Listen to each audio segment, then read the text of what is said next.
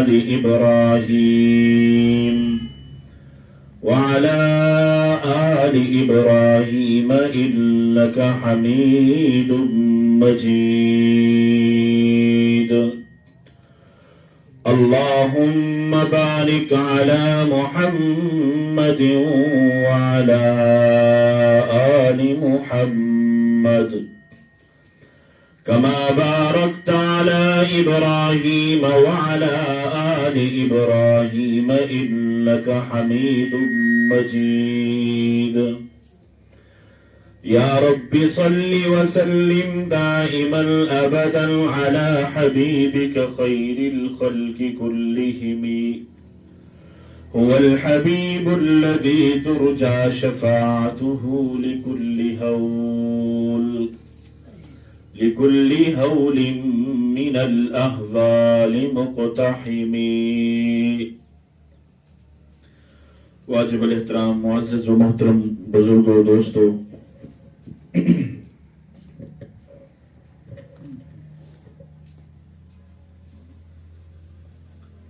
شعبان کا آخری جمعہ ہے اور آنے والا مہینہ رمضان المبارک کا مہینہ ہے. تو اسی مناسبت سے کہ بہت ہی برکتوں والا، عظمتوں والا، شان والا مہینہ آ رہا ہے، تو اس مہینے کے استقبال کے لیے یہ جمعۃ المبارک، اس کا موضوع ہے رمضان المبارک کا استقبال رمضان المبارک. جب شعبان کے آخری دن ہوتے، آخری تاریخ ہوتی، رحمت کائنات خاتم النبیین پیغمبر حضرت محمد الرسول اللہ صلی اللہ علیہ وسلم رمضان المبارک کے فضائل، رمضان المبارک کی خصوصیت، رمضان المبارک کی اہمیت پر گفتگو فرمایا کرتے تھے، تاکہ لوگوں کو سمجھ آ جائے کہ یہ جو مہینہ آنے والا ہے کہ بہت ہی برکتوں والا، عظمتوں والا مہینہ ہے، ہم اس کی قدر کریں. اس سے پہلے ہم اس مہینے کے آنے سے پہلے اس کی تیاری کریں. تو اسی لیے رحمت دو عالم صلی اللہ علیہ وسلم شعبان کی آخری تاریخوں میں رمضان المبارک کے فضائل و خصوصیت پر گفتگو فرمایا کرتے تھے. تو رمضان المبارک کا مہینہ ایسی عظمتوں برکتوں والا مہینہ ہے کہ جس میں ایک نیکی کا ثواب فرض کے برابر اللہ رب العزت عطا کرتے ہیں، اور ایک فرض اگر ہم ادا کریں گے اللہ 70 گنا اس کا اللہ رب العزت اجر عطا فرمائیں گے. تو یہ مہینہ آنے والا ہے، تو میں نے آپ حضرات کے سامنے قرآن مجید و فرقان حمید کی آیت پڑھی، یا ایھا الذین آمنوا کتب علیکم الصیام کما کتب علی الذین من قبلکم لعلکم تتقون. رمضان المبارک کا مہینہ جس وقت آتا ہے، آدمی روزہ رکھتا ہے، کھانا پینا روزے کی حالت میں، کھانا سامنے ہے، پانی سامنے ہے، پھل فروٹ وغیرہ سامنے ہیں، لیکن کھانا سامنے ہے، کھانے کی ضرورت نہیں کر سکتا، پانی سامنے ہے، پینے کی ضرورت نہیں، پھل فروٹ سامنے ہے، کھانا کی ضرورت نہیں. یہ سب کچھ کس وجہ سے کر رہا ہے؟ بظاہراً مسلمان آدمی اس کو بوجھ محسوس کرتا ہے کہ میرے سامنے کھانا بھی موجود ہے، میں کھاتا نہیں، پانی بھی پڑا ہے، پی نہیں سکتا، پھل فروٹ بھی سامنے موجود ہے، کھا نہیں سکتا. بظاہراً اس کو بوجھ محسوس کرتا ہے کہ میرے اوپر یہ بوجھ ہے. لیکن اللہ رب العزت نے قرآن مجید کے اندر فرمایا، یا ایھا الذین آمنوا کتب علیکم الصیام، اے ایمان والو تم پہ روزے کو فرض کیا گیا ہے، تمہارے اوپر روزے فرض کیے گئے ہیں. اور آگے ترغیباً یہ ارشاد فرمایا کما کتب علی الذین من قبلکم، تم جو سمجھ رہے ہو کہ میرے اوپر یہ بوجھ ہے، بوجھ محسوس کر رہے ہو، فرمایا کما کتب علی الذین من قبلکم، تم سے جو پہلے لوگ آئے تھے ان کے اوپر بھی روزے فرض تھے، صرف تمہارے اوپر فرض نہیں بلکہ پہلے لوگ تھے، پہلی امتیں تھی، ان کے اوپر بھی روزے فرض تھے۔ صرف تمہارے اوپر حضور اکرم صلی اللہ علیہ وسلم کی امت کے اوپر اللہ نے یہ فرضیت، روزے کی فرضیت کا حکم لاگو نہیں کیا، بلکہ اس سے پہلے بھی جتنی امتیں تھیں ان پر بھی روزے فرض تھے۔ اور میں اس کو بوجھ محسوس نہ کرو، روزے رکھو لعلکم تتقون، تاکہ تم پرہیزگار متقی بن جاؤ۔ حضرت آدم علیہ نبینا علیہ الصلوۃ والسلام ہر مہینے 3 روزے رکھا کرتے تھے، 13، 14، 15۔ ان تاریخوں میں 3 دن سیدنا حضرت آدم علیہ نبینا علیہ الصلوۃ والسلام ہر مہینے روزہ رکھا کرتے تھے۔ اور اسی طرح حضرت نوح علیہ الصلوۃ والسلام یوم عاشورہ کا روزہ حضرت نوح علیہ الصلوۃ والسلام کے اوپر فرض تھا، وہ یوم عاشورہ کا روزہ رکھا کرتے تھے۔ اسی طرح حضرت داؤد علیہ نبینا علیہ الصلوۃ والسلام ایک دن افطار کرتے، ایک دن روزہ رکھتے، تواتر کے ساتھ روزہ رکھتے تھے حضرت داؤد علیہ نبینا علیہ الصلوۃ والسلام۔ 6 مہینے یعنی کہ روزے رکھتے اور 6 مہینے افطار کرتے۔ اور اسی طرح حضرت موسیٰ علیہ نبینا علیہ الصلوۃ والسلام کی قوم پر 40 دن کے روزے فرض تھے، وہ 40 دن کے روزے رکھا کرتے تھے۔ اور اسی طرح حضرت عیسیٰ علیہ نبینا علیہ الصلوۃ والسلام کی قوم 2 مہینے کے روزے رکھا کرتی تھی۔ تو فرمایا کہ تم اس کو بوجھ محسوس نہ کرو، کما کتب علی الذین من قبلکم، تم سے پہلے جو لوگ تھے یہ بھی روزہ رکھا کرتے تھے۔ حضرت آدم علیہ نبینا علیہ الصلوۃ والسلام کا روزے رکھنا، حضرت نوح علیہ نبینا علیہ الصلوۃ والسلام کا روزے رکھنا، حضرت موسیٰ علیہ نبینا علیہ الصلوۃ والسلام ان کی قوم کا روزے رکھنا 40 دن، حضرت داؤد علیہ الصلوۃ والسلام کا تواتر کے ساتھ روزے رکھنا، ایک دن افطار ایک دن روزہ، حضرت عیسیٰ علیہ نبینا علیہ الصلوۃ والسلام کی قوم کا 2 ماہ روزے رکھنا، یہ ہم سب امت کے لیے سبق ہے کہ بوجھ محسوس نہ کرو، وہ بھی روزے رکھتے تھے، آپ کے اوپر بھی روزے فرض کیے گئے ہیں تاکہ تم متقی اور پرہیزگار بن جاؤ۔ اور رمضان المبارک کے روزے کا ثواب اتنا ہے کہ فرمایا اگر رمضان المبارک کا روزہ چھوڑ دیا، ساری زندگی روزے رکھتے رہو، رمضان المبارک کے مہینے کے علاوہ روزے رکھتے رہو، لیکن جو رمضان المبارک کے مہینے میں اللہ رب العزت ایک روزے کا جو اجر عطا کرتے ہیں، یہ کبھی بھی جو ہے اتنا اجر نہیں مل سکتا۔ تو ایسی برکتوں عظمتوں والا مہینہ ہمارے اوپر آ رہا ہے، تو ہم اس کی تیاری کریں، اللہ رب العزت ہم سب کو نصیب فرمائے۔ اس کی تیاری کیا ہے؟ اس کی تیاری یہی ہے کہ گناہوں سے توبہ کر لیں اور آئندہ جو ہے نماز کا اہتمام 5 وقت نماز پابندی کے ساتھ پڑھیں، اور یہ ارادہ اور پکا عہد کر لیں، نیت کر لیں کہ آنے والا مہینہ رمضان المبارک ہم انشاءاللہ روزے رکھیں گے۔ حضرت آدم علیہ نبینا علیہ الصلوۃ والسلام، روزے کا فائدہ میں آپ کے سامنے بیان کرنا چاہتا ہوں، کتنا فائدہ روزے کی وجہ سے چہرے کے اوپر جو نورانیت آتی ہے۔ سیدنا حضرت آدم علیہ نبینا علیہ الصلوۃ والسلام جب جنت سے زمین کے اوپر اتارے گئے، لا تقربا هذه الشجرہ، اللہ نے فرمایا تھا اس درخت کے قریب نہ جانا، تو حضرت آدم علیہ الصلوۃ والسلام سے نسیان ہو گیا، بھول ہو گئی، وہ کام ہو گیا جس سے اللہ نے روکا تھا، تو اللہ رب العزت نے جنت سے زمین کے اوپر اتار دیا۔ سیدنا حضرت آدم علیہ نبینا علیہ الصلوۃ والسلام کے بارے میں کتابوں علماء نے لکھا ہے کہ وہ انڈیا کے ایک علاقے میں اترے، اور حضرت آدم علیہ الصلوۃ والسلام کے ساتھ حضرت حوا علیہ السلام وہ فرمایا کہ وہ ان سے جدا ہو گئی، وہ جدہ میں اتری، کتابوں میں لکھا ہے. تو دونوں کی ایک دوسرے سے جدائی بھی ہو گئی، اور دوسرا جنت سے جو ہے زمین کے اوپر اتارے گئے. جو جنت کا حسن، جنت کے کمالات، جنت کی نعمتیں، وہ سب کچھ ختم ہو گئی.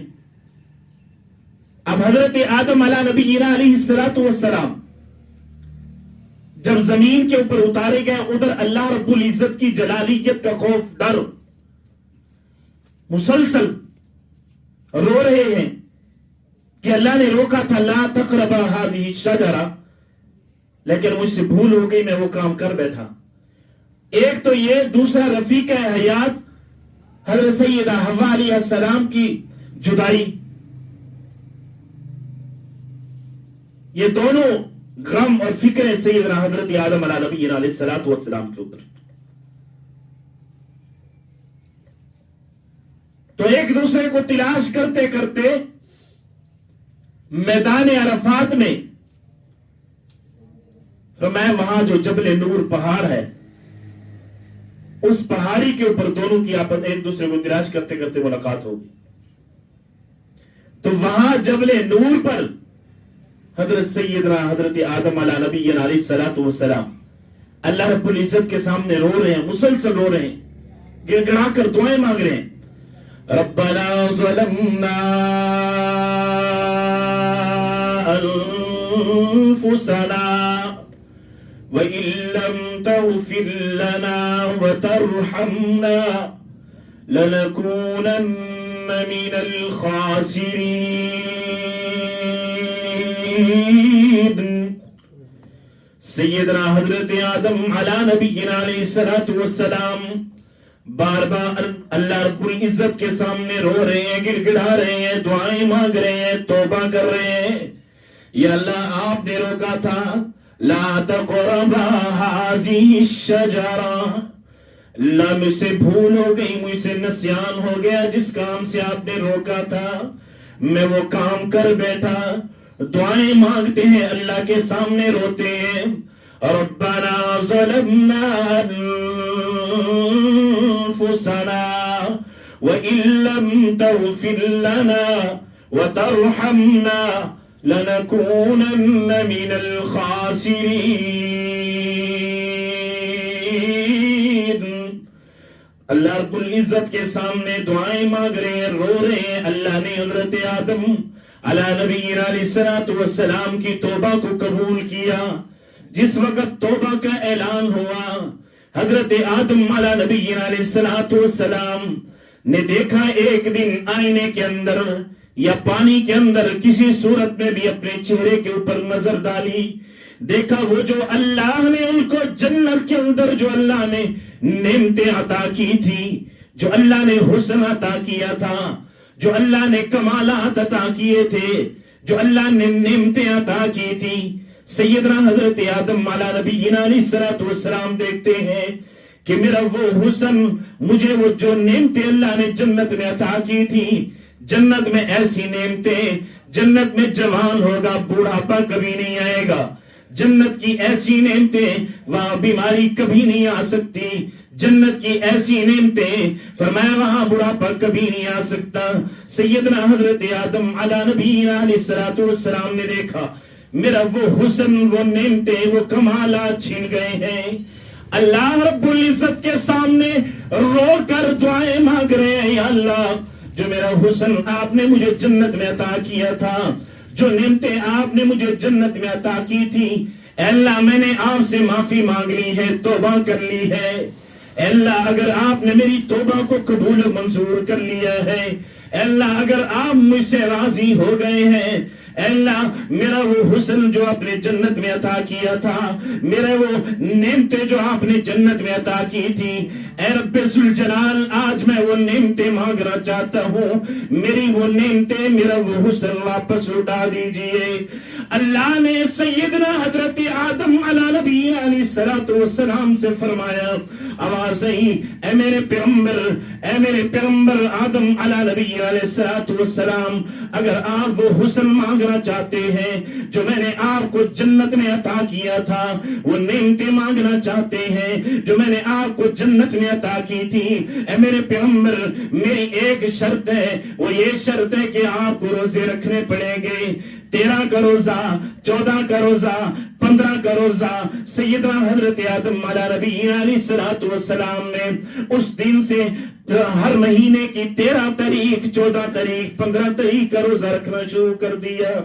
अल्लाह रब्बुल इज्जत ने सैयदना हजरत आदम अला नबी अलैहिस्सलाम को जो जन्नत में हुस्न अता किया था, जो अल्लाह ने जन्नत में नेमतें अता की थी, सैयदना हजरत आदम अला नबी अलैहिस्सलाम को अल्लाह ने वो सारी नेमतें वापस लौटा दी। पहला रोजा रखा, देखा हुस्न कुछ वापस आ गया। दूसरा रोजा रखा, देखा उससे भी ज्यादा हुस्न वापस आ गया। तीसरा रोजा रखा, देखा कि सारा हुस्न जो अल्लाह ने सैयदना हजरत आदम नबी अलैहिस्सलाम को जो हुस्न जन्नत में अता किया था, वो सारा हुस्न वापस आ गया।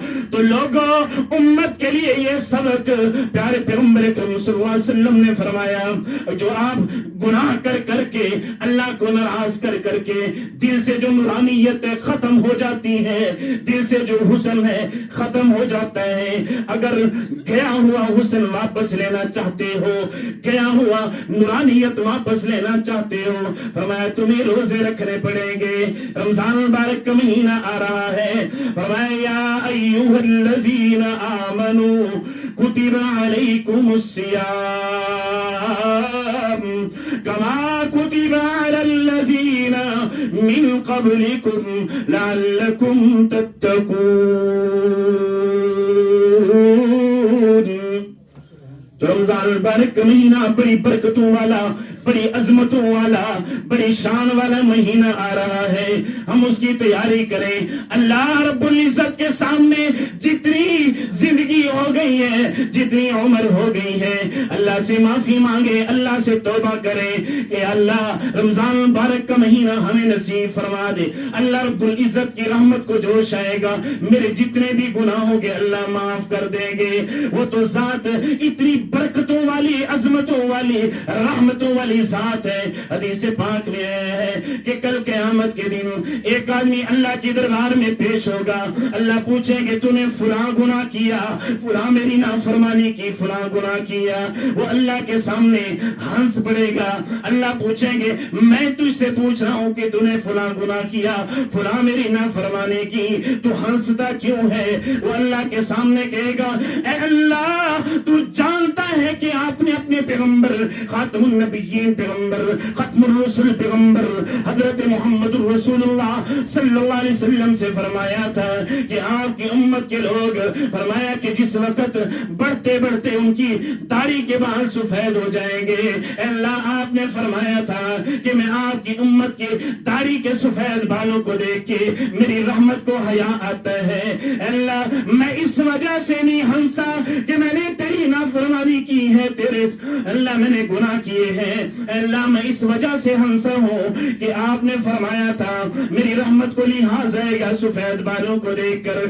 अल्लाह जिस वक्त मैं मरा था, दुनिया से रुखसत हुआ था, मेरी दाढ़ी के बाल सफेद थे, अल्लाह अब मेरी दाढ़ी के बाल सफेद थे, अब मैं देख रहा हूँ कि आपकी रहमत को मेरे साथ आप इतने इस तरह बोल रहे हैं कि आपकी रहमत को मैं देख रहा हूँ, पता नहीं आपका गुस्सा कैसा होगा। अल्लाह हुजूर ने तो फरमाया था अल्लाह की रहमत को लिहाज आएगा सफेद बालों को देखकर। फरमाया कि अल्लाह रब्बुल इज्जत की जात 70 माओं से ज्यादा मोहब्बत करने वाली जात, फरमाया हदीस पाक में है अल्लाह रब्बुल इज्जत की जात भी हंस पड़ेगी। सुभान अल्लाह।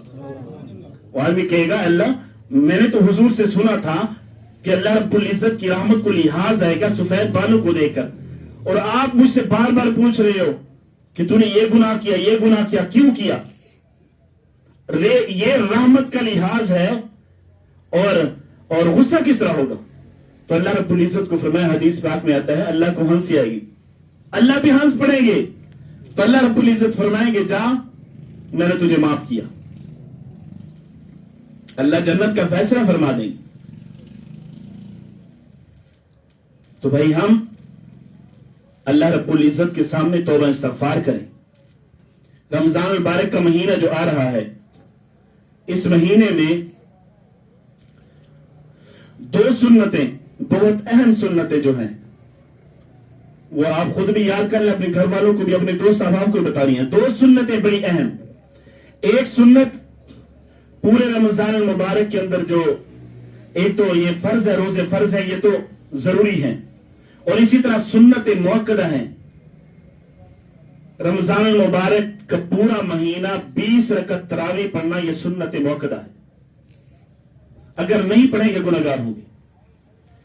دوسری سنت یہ ہے، پورا رمضان المبارک ایک ختم قرآن پاک کا سننا، یہ بھی سنت ہے. ایک ختم پورے قرآن پاک کا سننا، یہ بھی سنت ہے. یہ 2 سنتیں بھی حاصل کرنے کی کوشش کرنا. رمضان المبارک میں پڑھا ہے کتابوں میں، رمضان المبارک کی جو ہے رات کو اتنی جو ہے دن کو جو آدمی بچے، ہر گناہ سے کوشش کرے، ہر لحاظ سے ہر طرح کوشش کرے بچنے کی، تاکہ رمضان المبارک کے آداب بھی ہیں، ادب بھی کریں رمضان المبارک کا. رمضان المبارک کے مہینے میں رات کو اپنی بیوی کے پاس بھی جانے کی رکاوٹ نہیں ہے. تو بعض لوگ یہ مسئلہ پوچھتے ہیں، بتاتے بھی ہیں، ایک دوسرے کو کہتے بھی ہیں، نہیں رمضان المبارک کے مہینے میں اپنی بیوی کے قریب بالکل نہیں جانا پورا رمضان المبارک. تو یہ مسئلہ بھی یاد رکھیں، دن کو ان چیزوں سے احتیاط کرنی ہے. رمضان المبارک کی یہ قدر، رمضان المبارک کا احترام ہے. اور دوسرا افطاری کے بارے میں، جو آدمی کسی کا روزہ افطار کرائے گا، فرمایا جس طرح روزہ رکھنے والا ہے اسی کے مطابق اللہ رب العزت جس طرح روزہ رکھنے والے کو ثواب ملتا ہے، اسی کے بقدر اللہ رب العزت روزہ افطار کرنے والے کو ثواب عطا کریں گے. تو ایک تو یہ چیز، رمضان مبارک میں تراویح کا اہتمام کرنا ہے مکمل. آج اس دور کے اندر ہماری مساجد جو ہیں خالی ہو چکی ہیں. رمضان مبارک کا بالکل پتہ تک نہیں ہوتا لوگوں کو کہ رمضان مبارک کا مہینہ آیا ہے. دن کو روزے کا احترام نہیں. غیر مسلم بھی روزے دار کا احترام کرتا ہے. مجھے کئی ساتھیوں نے بتایا کہ ایک جگہ جو ہے غیر ملک میں رمضان مبارک میں ہم کام کرنے کے لیے گئے، وہ فیکٹری کا مالک جو ہے غیر مسلم ہے. رمضان مبارک کے مہینے میں ہمارے اوپر جو ہے کام کم کر دیتے ہیں اور مزدوری بڑھا دیتے ہیں کہ مسلمانوں کا رمضان مبارک کا مہینہ یہ روزے رکھتے ہیں. کام کم ہو جاتا ہے، مزدوری بڑھ جاتی ہے، اور جو ہے جس وقت نماز کا وقت ہوتا ہمیں جو ہے وقت دیتی کہ آپ نماز پڑھنے کے لیے جاؤ، لیکن اس کے باوجود ہم مسلمان روزے نہیں رکھتے تھے. تو آج ہم مسلمان حضور کے ساتھ محبت کرنے والے خود دیکھیں کہ آپ خود دیکھ لیں کہ رمضان مبارک کا مہینہ آ رہا ہے کہ کتنی قدر کرتے ہیں، روزے دار کے سامنے بیٹھ کے کھا رہے ہیں. یہ رمضان مبارک کے احترام کے خلاف کہ سارا دن کھلے عام بازاروں میں بیٹھ کے کھانا، چلتے پھرتے کھانا رمضان مبارک کے مہینے میں. تو یہ رمضان مبارک کا احترام نہیں ہے، یہ اس سے روزہ نہ رکھنا یہ اس سے بڑھ کر گناہ ہے. جو رمضان مبارک کا احترام نہیں کرتا، رمضان مبارک کا ادب نہیں کرتا، تو اس چیز کا خیال کرنا ہے، کوشش کرنی ہے روزے رکھنے کی.